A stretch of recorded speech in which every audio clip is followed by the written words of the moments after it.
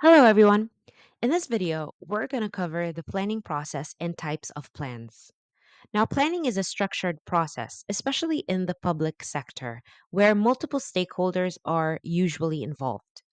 The planning process includes these essential steps.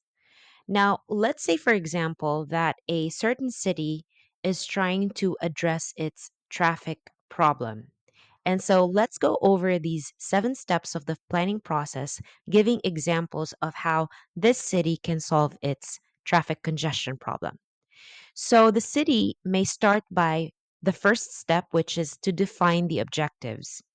In this step, the city must ask itself what is the goal of the plan that it would like to implement to resolve the congestion problem.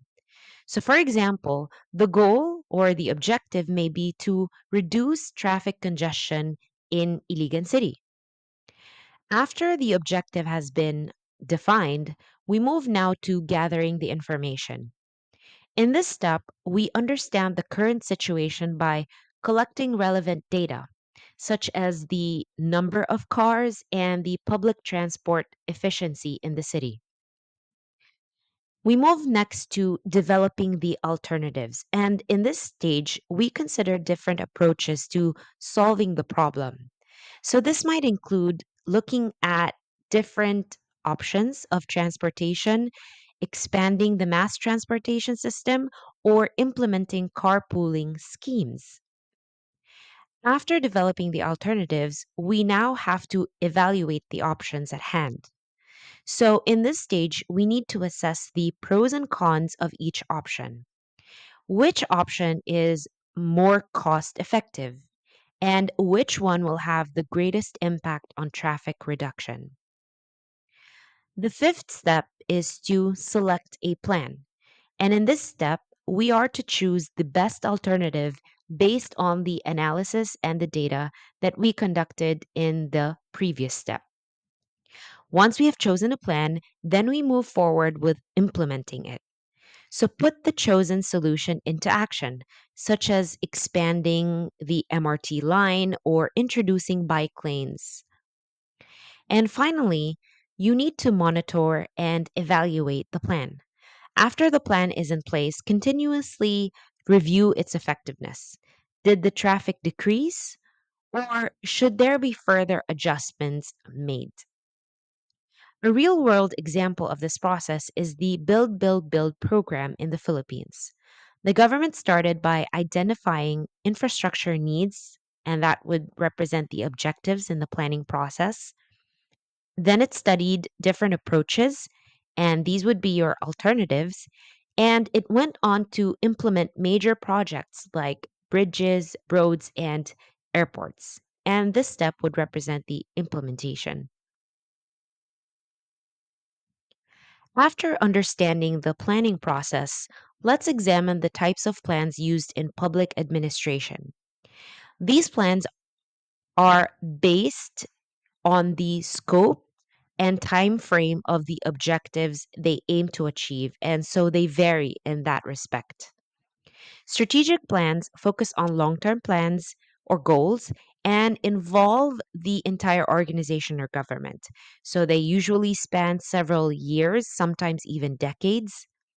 In the public sector, strategic planning helps set the direction for national growth, economic development, or institutional reform.